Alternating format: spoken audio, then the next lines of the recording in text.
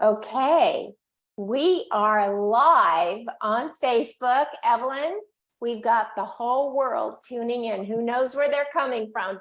They could be coming from Ukraine for all we know, Australia, New Jersey, Oregon, California, wherever your daughters are, they're tuning in right now to see us. I'm looking, if they get there, Lynn, have them type that they're there so that I can see them and answer their questions. I'm going to just look really quickly to make sure that I can see everybody. Hold on just a minute. As we tune in, it's so great, Evelyn, that you've agreed to be here, and I thank you so very, very much. And now I can't get in myself. That's crazy, right? But I'll get to it in just a moment. I want to welcome you. Let me ask you this. You are 101 years old, correct? Correct. And when is your birthday? What is the date of your birthday? Oh, tell Carol Rosenthal to sign off the Zoom unless she wants to be on Facebook with us, Lynn. She wants to be on it. Yeah, she just signed on to the Zoom. Carol, you need to disconnect from the Zoom and go back to Facebook, okay? You know how to do that? Yeah. Okay. She needs to sign off, Lynn. Okay. So here we are. Tell me the date of your birthday. June 15th, 1922. That is amazing. So you just had a birthday, right? Just a couple weeks ago. Yes. And so tell me about this 101st birthday party. In fact, what I want to tell you is that when you were 100 years old, I am one of the people who were asked by your daughters to send you a birthday card. I know you had no idea who I was, but I sent one of those 100 birthday cards, which I thought was such a beautiful and wonderful idea. So can you tell me what that felt like when you received 100 birthday cards? Oh, I got over 100 birthday cards. Yeah. Sure. Yes. My children, my friends, my children's friends, people who didn't know me, really. I got lots of cards. Oh my gosh. And did they just keep coming in the mail for weeks and weeks and weeks? Just about through, I think, now, yes. Yeah, that's amazing. That's amazing. And so what year and how old were you when you got married? I was 19. Wow. But you want me to go on with a little more information about that? Yes, I do. I would love that. I met my husband when I was 16 and he was 19. I was in high school and he was in college.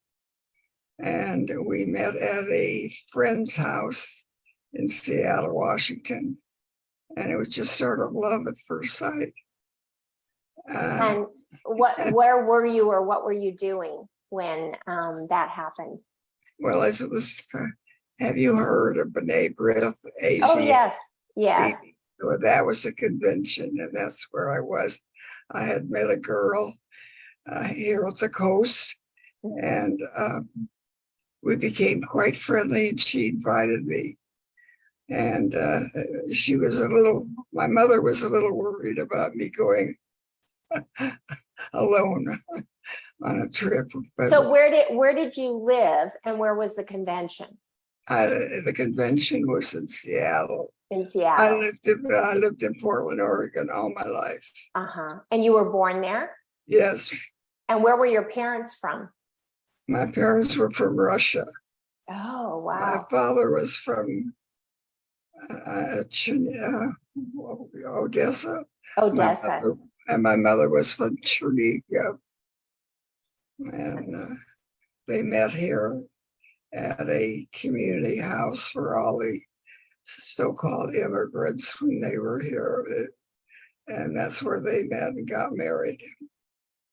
Well, that's great. Well, we've got several people that I want to say hello to that are watching this. My husband is there. Barbara Eisenberg-Kirsch is here. Susie Foreman is here. Judy Woods is here. And I just want to say a shout out to all these people who are listening that if they would like to ask you a question, to by all means, just type it in the chat and I will see it and I will ask Evelyn. So did you meet him on the first day of this convention, on the second day, or when did you meet him? I was actually the night before the convention started. This girl had a little party with her blind dates to meet. And I met my blind date and I was stuck with him the whole weekend, though I didn't care for him because I had met my husband, Jerry, to be. And after he took his date home, he came back to the house where I was staying every night. And funny. we visited in the living room. There was no hanky-panky, though. Yeah, well, for sure not. And so how long, not back in 19, what year was this? 19, what was this? Well, you were 16, right? So if you're born in 22, it must have been 1934 or 30, 38. I was born like 22. Yeah, so 16 and 22 would be 1938, right? Yeah, There right. I did the math off the top of my head. Yay for me. And so when you went back, where was he from? Was he from Seattle as well? Or where was he from? Yes, he was. Yeah. And so how did you date for the next 3 years? Pardon? How did you date for the next 3 years? Well, he was thinking he was going to be an optometrist. And he was thinking of going to a school in California. But then he wanted to be near me. And so he went to a optometry school in Portland, where I was. And so we, of course, saw each other every weekend. We went out for dinner. We went to a movie on Saturday night, walked downtown because we neither one of us had any money. And then on Sunday night, my parents liked him, even though he was poor, and invited him for dinner every Sunday. Oh, that's so nice. And this went on for 3 years? Yes, it did. And so how did he ask you to marry him? And did he ask your father as well?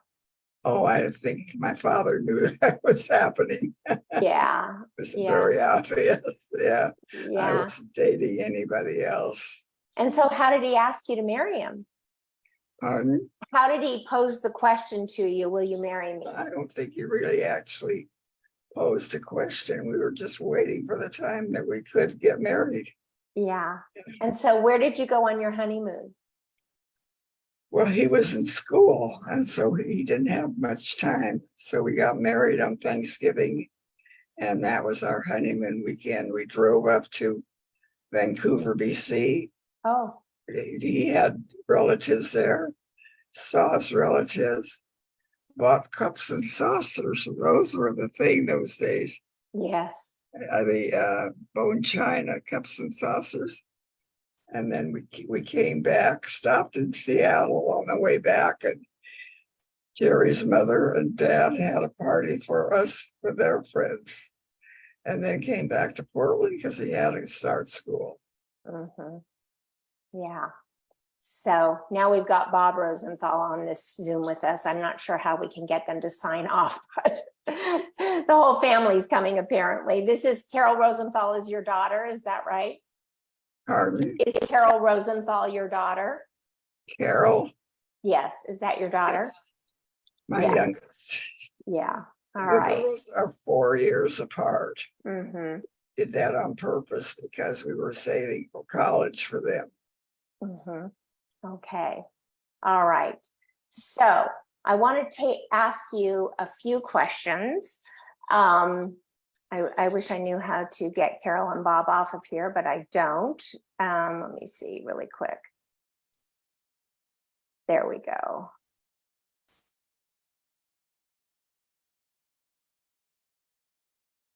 Can you still see me? Mm-hmm.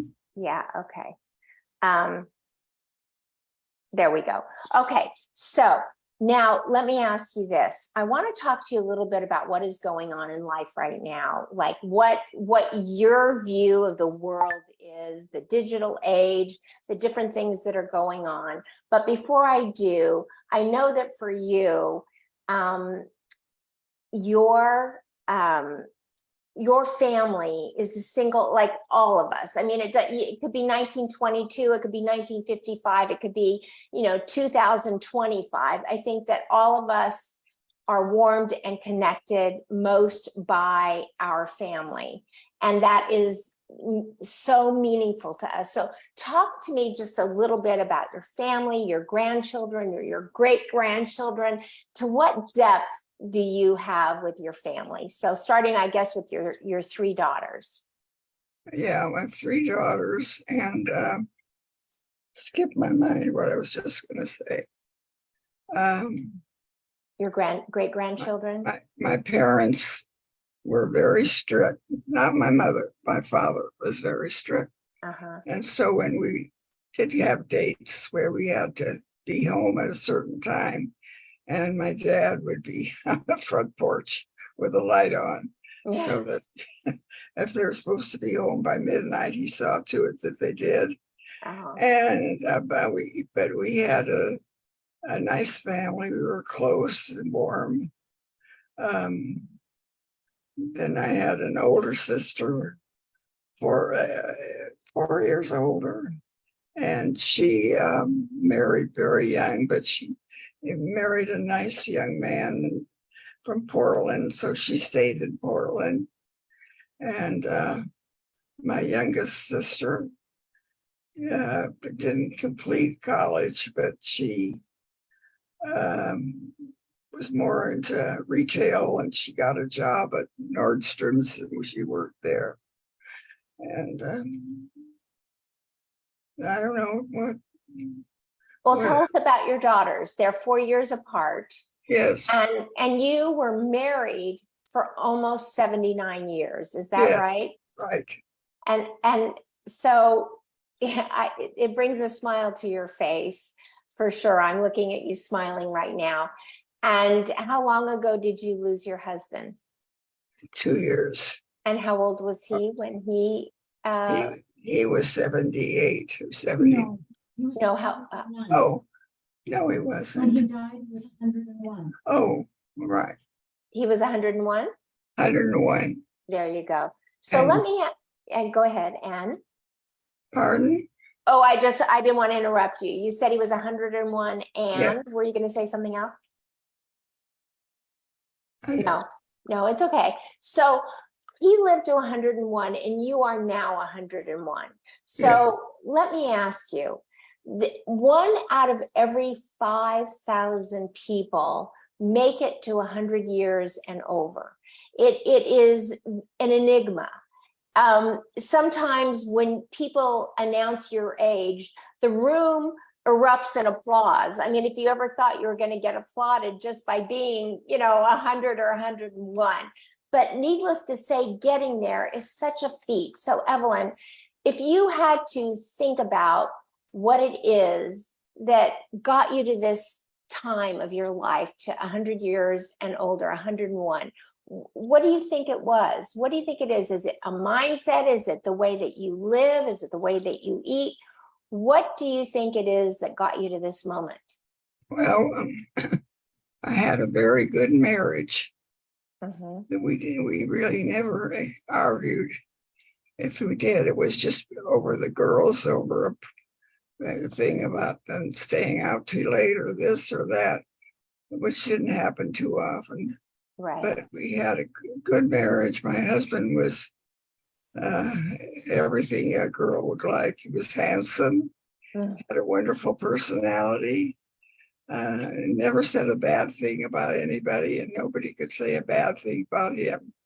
He was in sports. He played every sport in high school, football, baseball, whatever sport that was free he played, which means he didn't play golf until much later because that was an expensive sport. It was expensive, and I don't think many women enjoy losing their husbands 6 hours every weekend, right? So especially when you're raising a family. Right. Jennifer Tuttle is here. Shuey Wine is here. Judy Wood says, what a beautiful and long married life you had together. Just reading you some of the comments. Susan Foreman says, wow, you have a great memory for being 101 years old as you've gone through and talked about everything. What about your lifestyle, Evelyn? Like, did you just eat everything or anything you wanted? What is your health secret? I've always tried to watch my weight a little bit. Mm-hmm. Sometimes I'm on a diet now. Oh. Well, that keeps you going. It's very easy for me to gain weight because I like food. Yes, I do too. I don't blame you. And actually, you'll probably come to that. I live in a facility now, a Jewish facility, and we get all our meals here, all our meals. I have a lovely 2-bedroom, 2-bath apartment. And I got the 2-bedroom one, so my girls or whoever could stay here too. That's great. And we have good meals and dessert every night. And but I'm not into dessert anymore. Yeah, you got to watch it while you're trying to watch your weight. So I see that you're naturally gray. You have beautiful white hair. You look amazing. Was there a time in your life that you actually did color your hair? I did, maybe for 10 years, and then I got tired of it. And what age did you finally let it go gray? I think 70. Really? Yeah, because I wear my hair kind of back, and you can't, wasn't bangs, I couldn't cover it up without dyeing it. So I was tired of it. And I was so happy when I did it. Yeah, because when you have really great, healthy, curly Jewish hair, it grows about 1/4 of an inch a week. So you'd be dyeing it every week. So I get it. Peter Guzman is here. Thank you, Peter. We're here talking to Evelyn Leshgold, our first centenarian to be interviewed in Long Life Era. She's 101 years old. So let me ask you this. There's so much plastic surgery being done today, and this didn't really exist as you were starting to grow old. Do you have an opinion about plastic surgery and about, what is your wisdom about doing it or not doing it, or what are your thoughts on that? Well, I did have a facelift. You did? My face wasn't real bad, but my neck was terribly creepy. And it was a very last minute spur of the moment when I did get the facelift. And another thing I did get was a breast reduction. Oh. Yeah, because I know that because of the weight on the shoulders and the bra straps can be so miserable. I know that. Yeah, nothing. Not that I have big enough boobs to ever do that myself, but I've seen other women that have suffered from that. But and so what age did you have your neck done? Pardon? What age were you when you had your neck done? Gee, I think probably in the early 70s too. Oh, really? No? Lynn says no? You were in your 50s. In my 50s? Oh, I don't think so, Lynn. You came to Las Vegas. I know. And you lived in Rosemary. Lynn just said I did it in my 50s. Okay. Would you do it? Are you happy with the result? Were you happy with the result? Very happy. Very happy. Go. So your wisdom about facelifts or any cosmetic surgery is, if you're I'm just saying for you, you can agree or disagree, but I'm in summarizing that. I think what you're saying is, if you feel you would feel better about yourself and you would be happier, do it. Don't hold back. Right? Yes. Yeah. Let me ask you about your philosophies on community service. Your philosophy about community service and contributing back in life? What is your wisdom on that? I've always helped and enlisted myself in my temple, Reform temple. I was on a committee excuse me, with that. Uh-huh. And anything on lots of things at Jewish Community Center, which my husband was extremely busy with. And yes, I did get involved. In all of that. And did that bring you joy? That brought you happiness? Do you feel that contributed to a long and healthy life that you're in right now, that you were able to give back to your community? Yes. Yeah. And What so else? what, Rose Festival. Oh yeah. I also was asked to be a chaperone for the, I don't know if you've ever heard of the Portland Rose Festival. oh no, but I've seen those beautiful Portland roses when I've been there, and it's just amazing. Yeah. And what do you chaperone the roses? Roses is a big parade. Oh, It's just second under Pasadena's parade. yeah. But I was asked to be the Rose Festival chaperone for the junior court. And that was a lot of fun, a good experience. We went to a lot of different places where the girls introduced themselves. They got a lot of publicity. We went to nursing homes. We went all over.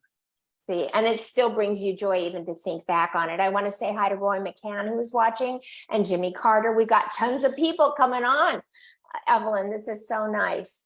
Just really, really nice. So at 101 years old, what do you think? Like, do you look forward and do you say, I think I want to make it to 110? I think I want to make it to 112. Do you have a conversation within your own head about what age you really are wanting to get to, or do you just live it day by day and not think about it or worry about it? I do think about it, worry about it, but I don't really want to live to be too old.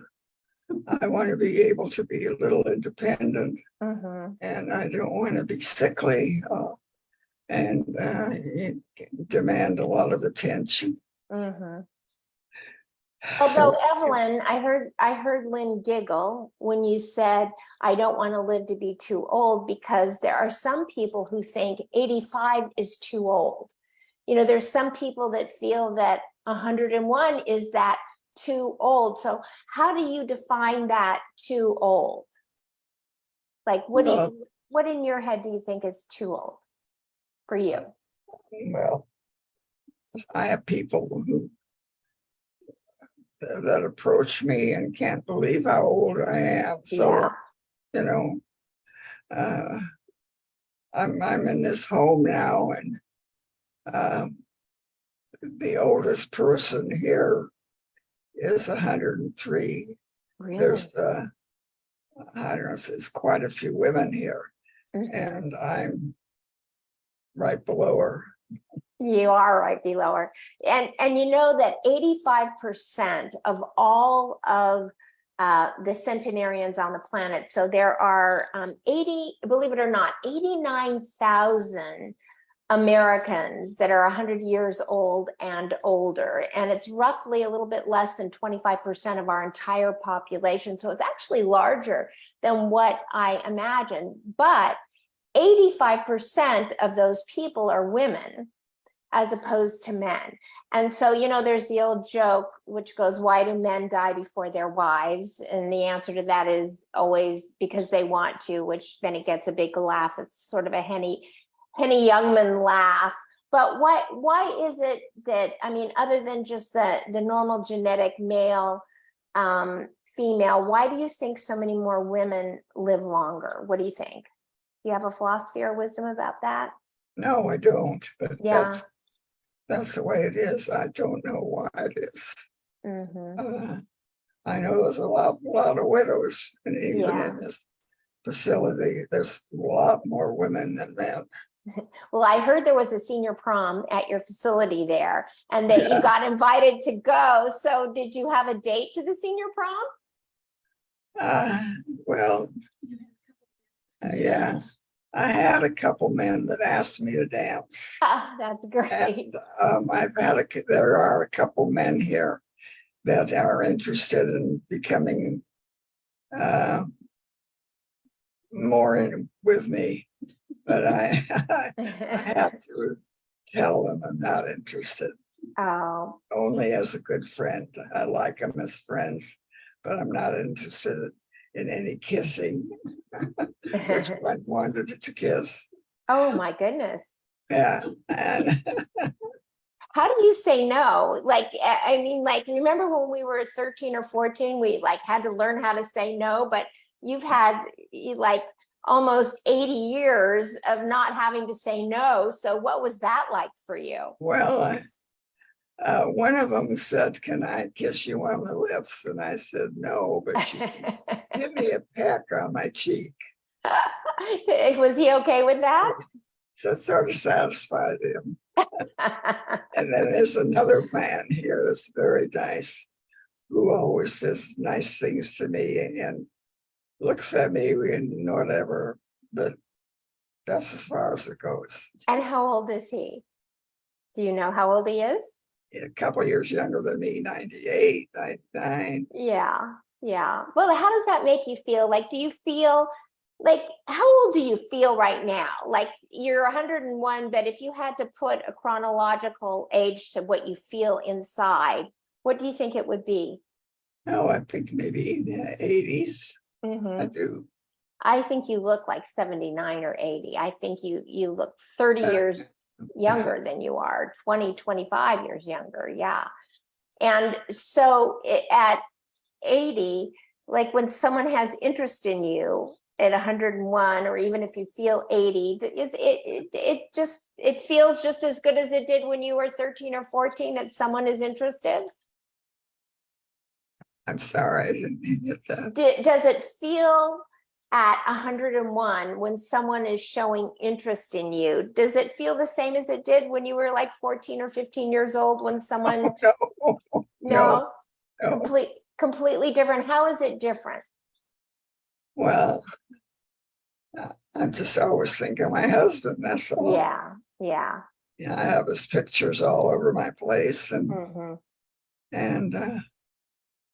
he's there. That's wonderful.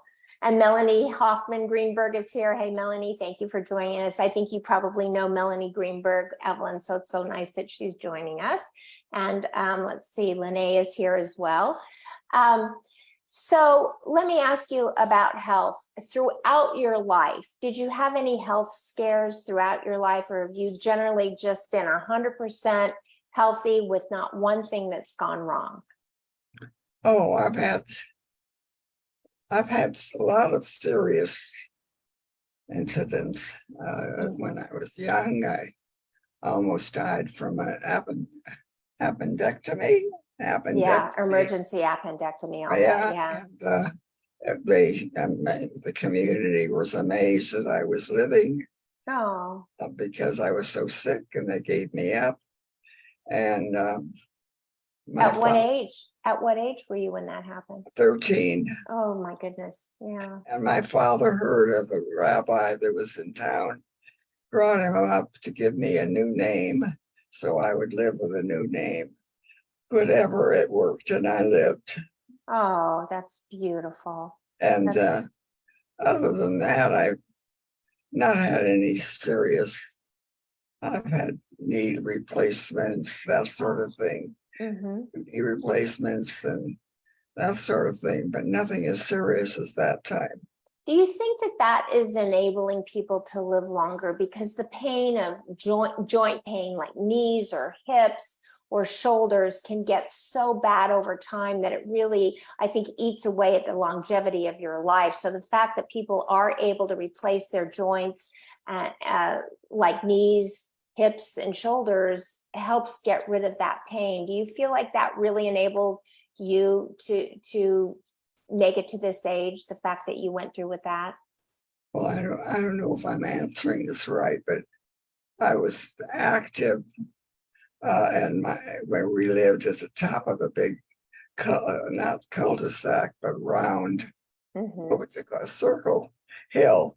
And as soon as the children were off to school, I took that big walk all around every morning. And I also, right here, even they have a fitness center, and I'm in there almost every day, riding bike, doing exercises Mhm. with a physical therapist. And how old were you when you had your knee replacement? Oh, I had two. Oh, two. Yes, I did. Well, I must have been 70s, 80s. They were 9 years apart, I think. Yeah, yeah. Well, I mean, to be able to live pain-free is a blessing, don't you think? Right, exactly. Yeah, yeah. So if you had any wisdom that you would give at this point to those of us who are in our 60s, 70s, 80s, even 90s, right? I know that there's a couple of 90-year-olds that are watching, which are a decade younger than you. But what would that wisdom be about what we can all do to live a healthy life of longevity? What do you think that would be? What is the Evelyn Leshgold advice for that? Well, I think you have to have a lot of motivation, Mhm. and some people just don't. I see people, my friends, and I say, why don't you come to fitness? Oh, I don't like to do that. I don't, they just die. They don't. I push myself to do these things so I will Mhm. feel better and Mhm. try to keep up. And when you get up and get going, like we talked just before we went on the air, you said, some days you don't feel good, or sometimes you're depressed. And I said, well, I remember being depressed and not feeling good in my 20s and in my 70s, right? But I do feel for me that when I get myself up and going and set goals and keep myself active, that it literally adds years to my life. It gives me purpose. And do you feel that purpose has been a really important part of your longevity? I don't know quite what you mean, but I I push myself for my longevity, and um, I'm active here. I play bridge There you go. 3 times a week, Uh-huh. and I play mahjong, and uh, And that's kept your mind really sharp. yeah, exactly. And the fitness and working with a therapist, that keeps your body going, right? So it's a combination of mind, body, wouldn't you say? Right, right. Yeah. And being in a community, I mean, let's face it, when you play mahjong, or what else did you say? Did you say bridge? You play bridge? Is that what you Yes, said? I do. Well, I mean, and that also gives you an opportunity to connect with people, correct? And that they say that being a part of community and being with people and being active with people of your same age and even younger, which I'm sure there's plenty of 80-year-olds that you're playing mahjong with in that facility, the young people that are there, right? That the fact that you're connecting with people makes you happy, gives you opportunity to feel good. Yes. Yes. Well, Evelyn, I want to tell you how much we admire your strength and your vitality, how much you make us believe in ourselves, that in our 60s, our 70s, our 80s, that we can have a really wonderful life ahead. I just turned 70, and to think I have 30 more years because you've set a tone for me. And I say to myself, wow, from 30 to 60, look at how much living I did between 30 and 60. And so I think, can I live and do and give that much between the ages of 70 and 100? Do you think I can make it? Sure. Do you think everybody else who's listening can make it? You're an inspiration to so many people. You can do it for yourself. Yes. And that's exactly what we feel about you. You're an inspiration to so many people because you have done it for yourself. You've done it for your children, your son-in-laws, your grandchildren. And how many great grandchildren do you have? Six or seven. I think 7 now. 7 now. And how many grandchildren? Still 6. 6 grandchildren and 7 great-grandchildren. Well, Evelyn, you are an inspiration. I wish you another 100 years of amazing life. No. No. People say that to me and I say no. No, no, Another 100 years. no, it could be tough, but Moses did. So, I mean, every time I bring it up, my rabbi says, well, Moses did. Why not you? No, Yeah. I don't want to have to be continually taken care of and get Yes. to the point where I'm need a lot of help. I have good help now that help me, but I don't want to live another. They say I live another 110. I say no, no, no. No, no, no. But I think that's true for all of us, Evelyn. I think that there's a time that comes where if we're a burden on those we love, then that means we're also a burden on ourselves, right? And so I don't think that anybody, that quality of life may be something that most of us would agree with you 100%.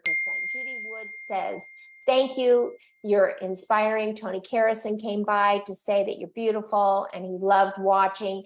Pat Valise is here and she's watching. And we've had so many comments and so many people that have tuned in live. And I just want to thank you because you've given a great gift to those people who are part of this Long Life Era community. You've given us a gift of knowing that we can get to 101.